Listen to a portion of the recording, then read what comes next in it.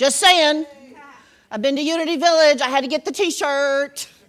And how more appropriate of a time than right now? Right now. Yes.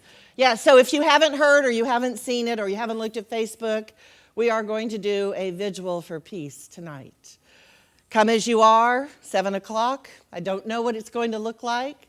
I'm going to claim that Spirit is in charge. Yes? Yes. Yes. Amen. So I want to open today with a beautiful prayer by Reverend Dale Worley, and he's the Unity minister in Savannah. And he says, in a prayer for peace, I pause right now, wherever I am, to take a deep breath. Take a deep breath with me.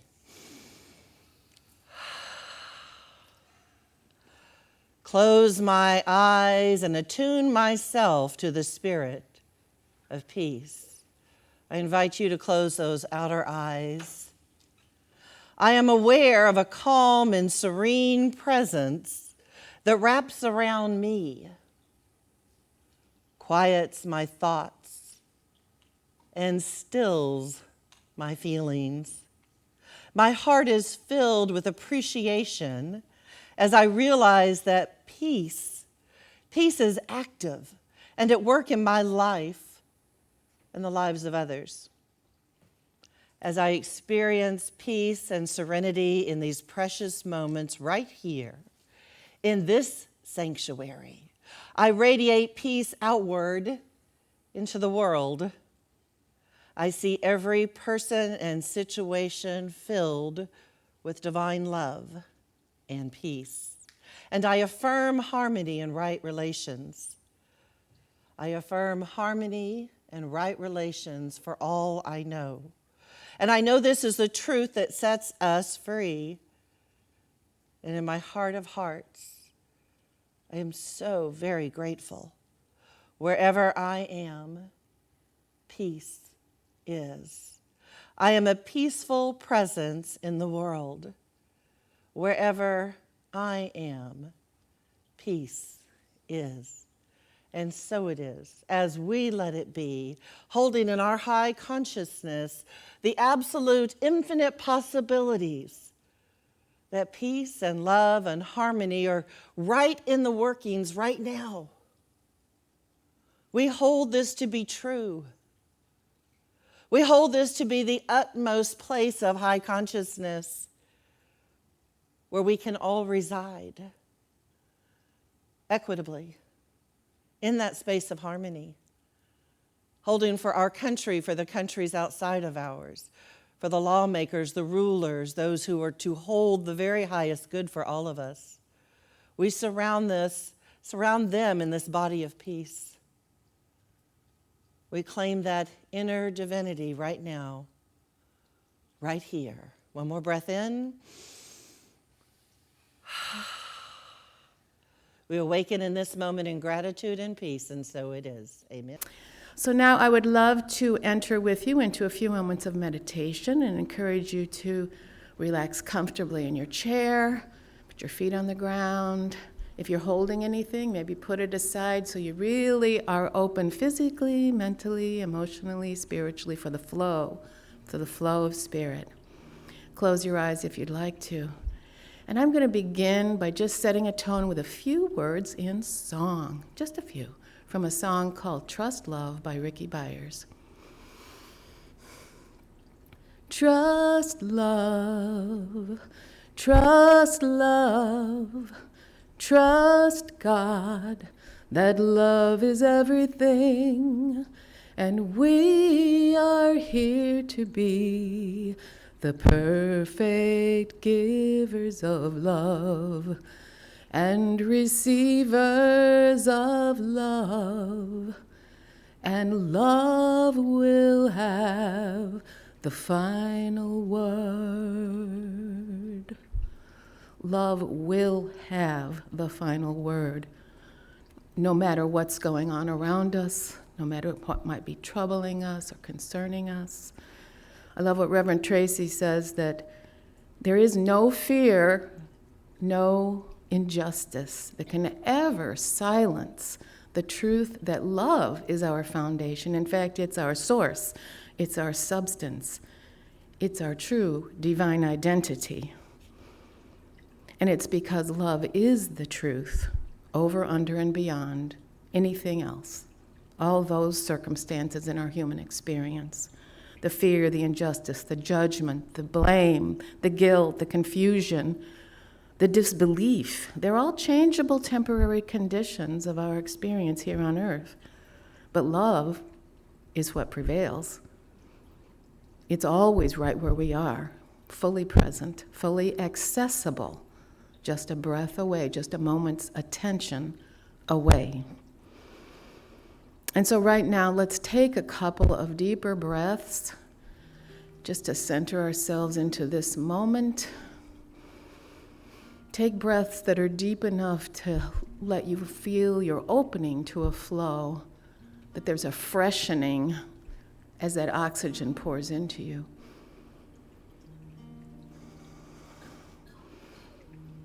And for just a moment, couple moments, I'd ask you to bring to mind someone or something or some circumstance in life that causes you a little bit of discomfort.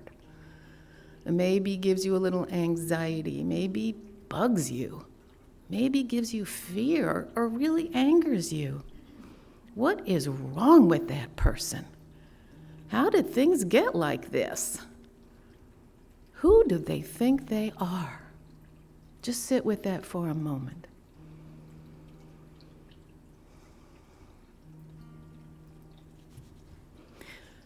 Maybe you can sense some tightness around that kind of thought, that kind of feeling, a sense of contraction around your eyes or your mouth, your throat, your shoulders, your stomach, a blocking of a flow. That's what happens very often when we hold that kind of low vibration feeling or thought. And we all do it. We are human. It happens. So just pay attention if you feel a little tightness. Know what that is. And know that you can do what we're going to do now, always. And that is bring our attention to our heart center, wherever you envision that to be.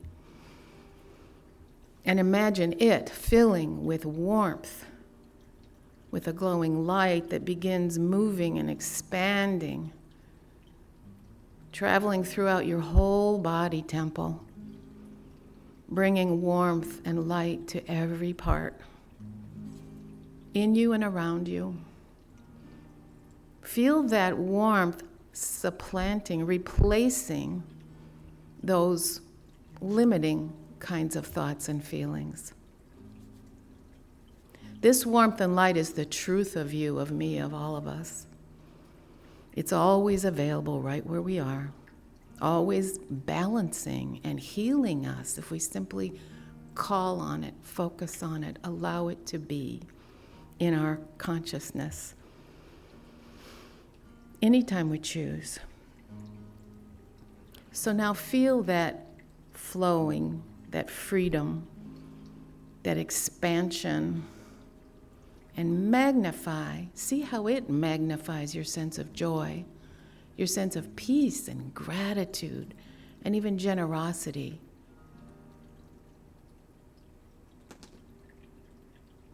Let a flow of spirit rise in you this way. No one ever, ever, ever loses when we trust love, trusting it to prevail, to bring order and balance and the highest good, no matter what is happening in our world, in our homes, in our communities, within our own being. Trusting is a choice we get to make anytime, any place. No exceptions. Love is always right where we are, because love will have the final word. And in gratitude, I affirm this truth of life, allowing it to be, and so it is. Amen. I am so grateful. I just dinged her the other day when I got off that plane and said, I'm listening to this song. Do you know it? She goes, I can do that. So yay, thank you. Oh, and I am truly appreciative of the talent that comes and joins us, that shares their beautiful voices, their passion, their joy. And Christine, you're a beautiful example of that, so thank you. Thank you very much. Yes. So I want to do a little experiment today. I mentioned that I went to Unity Village, and for me, it's a great time to meet with my fellow ministers, that we understand each other's journey, even if each one's a little different. And we had a minister, Jim Rosemergy, who had a church in Florida for a number of years, and he was one of the featured speakers. And I don't really know Jim very well, and he stood in front of the group and he said, before I begin a talk, what do I always do? And the people who knew him said, 5 minutes. And I'm like, what are they talking about? But before he begins to reveal whatever is coming up inside, he wants to create a collective consciousness. So we are going to do this, but I'm going to do 3 minutes because that's a goddess number and y'all know me. And I believe the power of us coming together in consciousness. So I want you all to take your cell phones out right now, make sure they're silenced. Airplane mode's fine.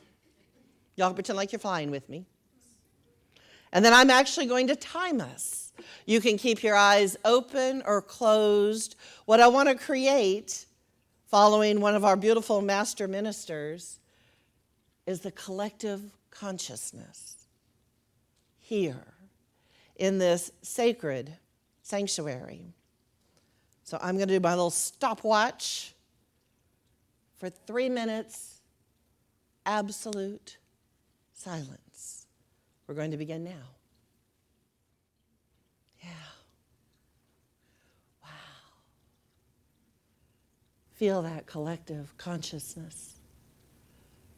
This time and space where we are together, centered. I will define it, claim it, declare it as one. Open your eyes. Look around the room.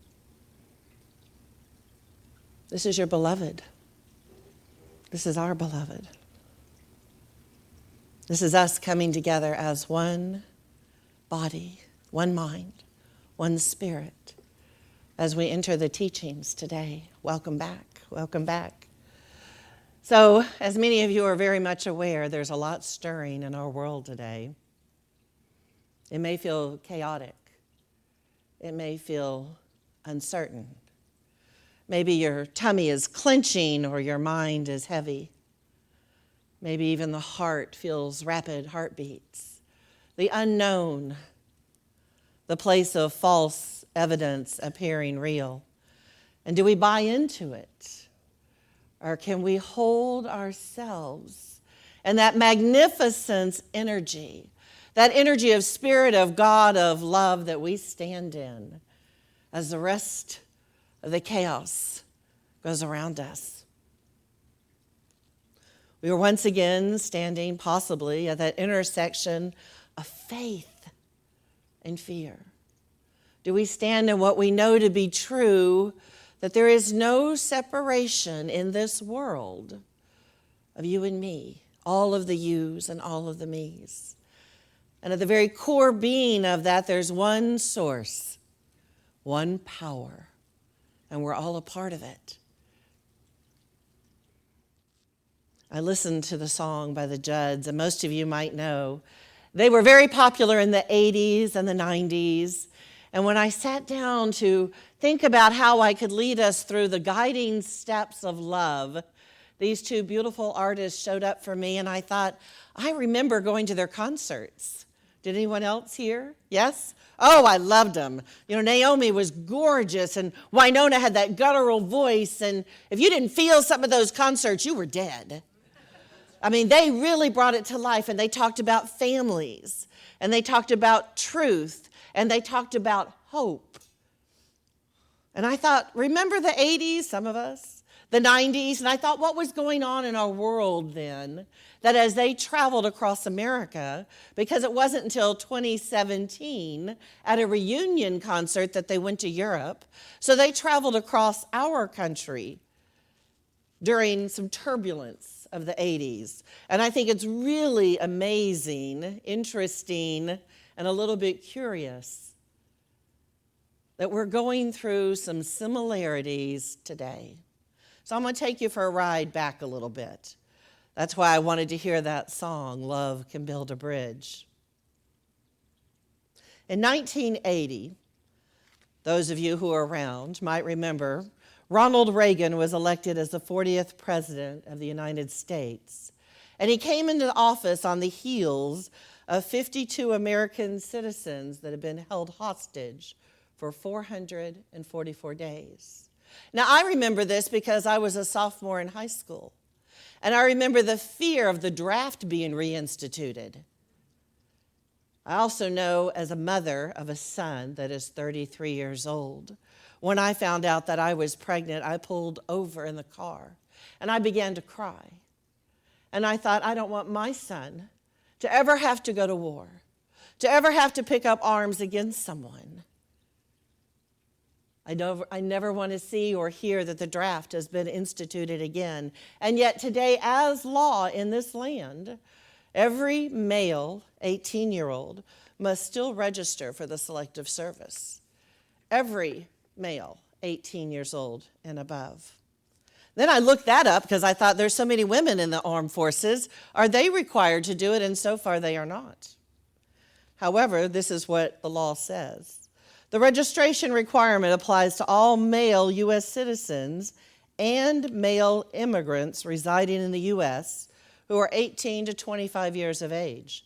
This includes our ROTC students, men rejected for enlistment for any reason before the age of 26, permanent resident immigrants, refugees, asylee immigrants, and undocumented immigrants. Take that in for a moment. Undocumented immigrants. So go fast forward, 1989. What was the big happening in the world in 1989? The Berlin Wall fell. Do you remember this? That was built in 1961 before I was even born and divided East and West Berlin, representing the broader division between two ideals, the communist East and the capitalist West. There was a famous speech that many of you probably know from Ronald Reagan. There was a gentleman named Peter Robinson who was only 30 years old who drafted this speech. He wanted to immerse himself in the people before he crafted the speech, so a dinner party was arranged. Reagan was scheduled to attend an economic summit in Venice, but he had no intention of going to Germany until the West German government asked him to come speak on foreign affairs. This young man writes, in 1987, the wall dominated Berlin, erected in 1961 to staunch the flow of the Eastern Germans who wanted to escape communism. The wall, a dozen feet tall, completely encircled West Berlin. From the air, the walls seemed to separate two forms of existence. And this is what he writes about the dinner party. That evening, I broke away from the advanced team to join a dozen Berliners for dinner. Our host had retired to Berlin after Dieter completed his career at the World Bank in Washington. Although we had never met, we had friends in common, and they offered to throw this dinner party to give me a feel for their city. They had invited Berliners of different walks of life, political outlooks, businessmen, academics, students, and homemakers. We chatted for a while about the weather, German wine, and the cost of housing in Berlin. Then I related what the diplomat told me, explaining that after my flight over the city that afternoon, that I found difficult to believe. I said, "Is it true? Have you gotten used to the wall?" The host and their guests glanced at each other nervously. I thought I had proven myself just the sort of brash, tactless American that the diplomats were afraid the president might be. Then one man raised his arm and pointed. My sister lives 20 miles in that direction. I haven't seen her in more than 2 decades. Do you think I can ever get used to that? And another man spoke. Each morning on his way to work, he explained he walked past a guard tower. Each morning a soldier gazed down at him through binoculars. That soldier and I speak the same language. We share the same history. But one of us is a zookeeper and the other is an animal. But I'm never certain which is which. Young Peter Robinson drafted the speech, and it was met with resistance. I found Colin Powell, then Deputy National Security Advisor, waiting for me, he writes. I was a 30-year-old who had never had a full-time job outside speech writing, and Powell was a decorated general.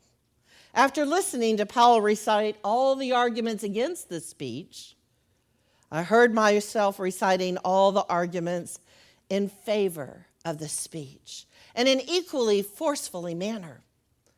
I could scarcely believe my tone, and neither could Colin Powell. So other members of Reagan's staff objected to the speech, but the only one it mattered to was Ronald Reagan, and he liked it. You may recall, every man is a German, separated today from his fellow men.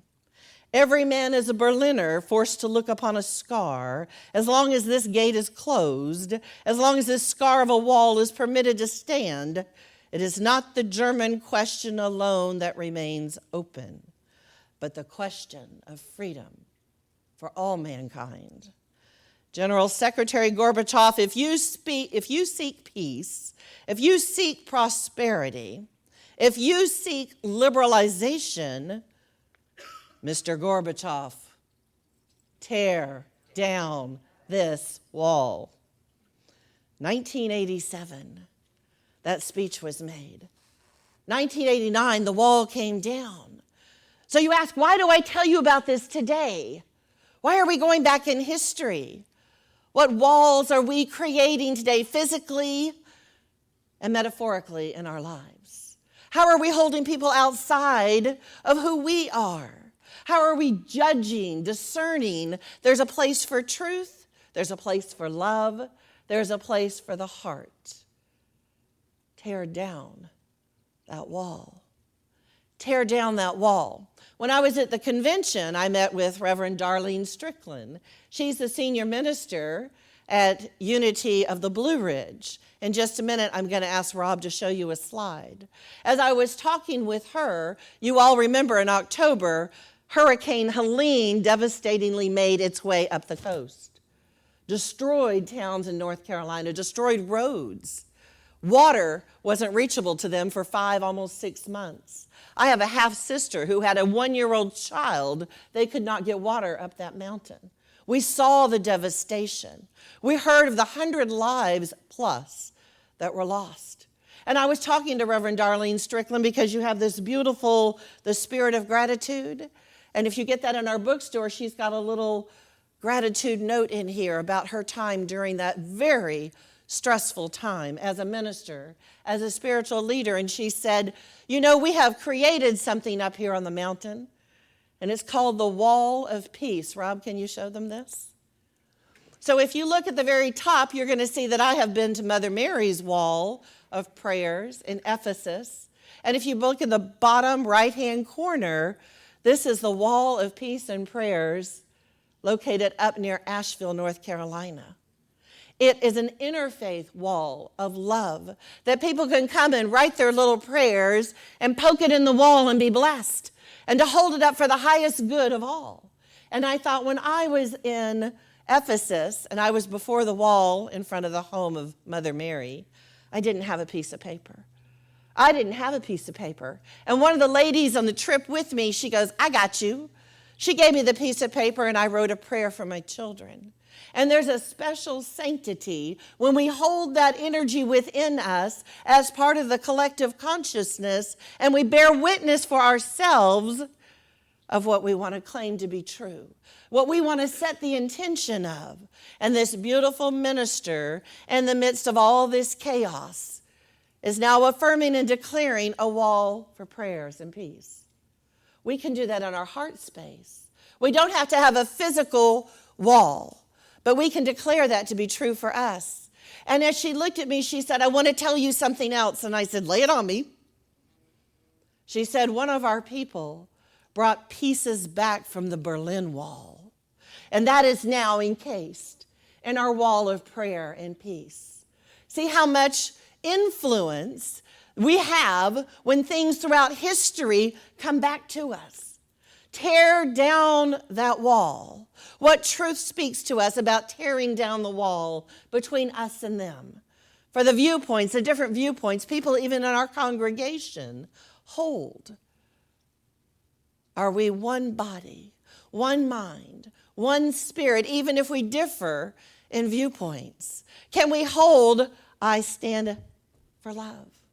It could be, I stand for peace. When we talk about the God of our being, another word, as Mara said, God is love.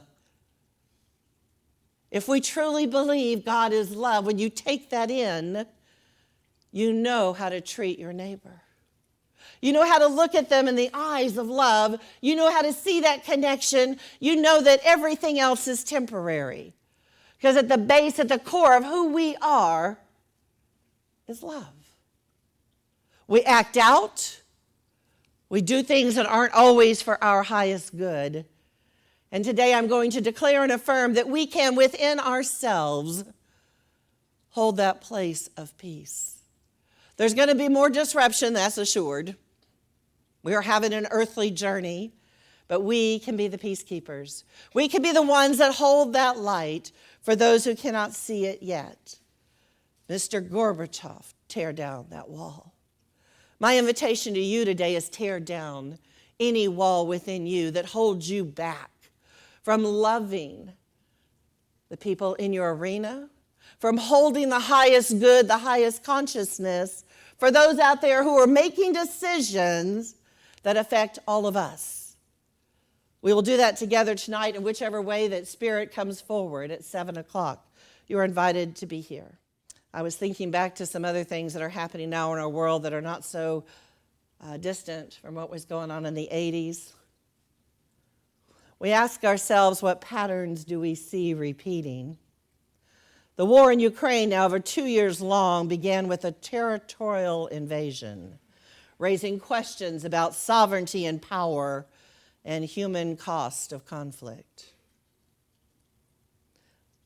On June 13th, Israel launched strikes on the Iranian military and the nuclear sites, and we just witnessed what this country has done yesterday. So we can go above and beyond what is right there in front of us and lift this nation, this country, ourselves, it starts with us first, into that place of a higher consciousness, that we can declare and affirm peace, that we can look back and say, we can do better than this. Maya Angelou said, when you can do better, do it. Do that Nike commercial. Do it. Give me some do it. Give me some do it. Get a little louder. We got to do it. That's it. That's it. So I would ask, can we make space wide enough to include people we don't even know? Powers that we will probably never meet face to face. Can we hold this high consciousness and truly embody, envision peace? I'm going to close it with a prayer. In this sacred now moment, we pause, not to plead, but to remember. We remember that we are not separate from the world's ache or of its healing. We believe as one heals, so does the collective. We're not separate from one another in how we show up in the divine expression that we are. We remember that within us lives the power to imagine Call him Bartholomew. Imagine peace, to embody compassion and to speak kindness into the cracks of a seemingly breaking world. We hold in consciousness all nations, all people, those preparing for conflict, those who are searching for safety, those who march in a parade, those unsure of how to feel at all. May we all be wrapped in the light of understanding. May we all be lifted by the breath of peace. We affirm that love is not a dream deferred. Love is awake. Love is active, and love is leading. Through every footstep we take in faith, we open ourselves to be guided. And as the Judds sang, as Christine so beautifully sang, love can build a bridge between your heart and mine. Do like she said, hands over the heart, hands over the heart, keep it right there. Love can build a bridge. Don't you think it's time? Don't you think it's time? I would whisper love so loudly, every heart could understand that love, and only love, can join the tribes of man. I would give my heart's desire so that you might see. The first step is to realize it all begins with you and me. And so it is. Amen.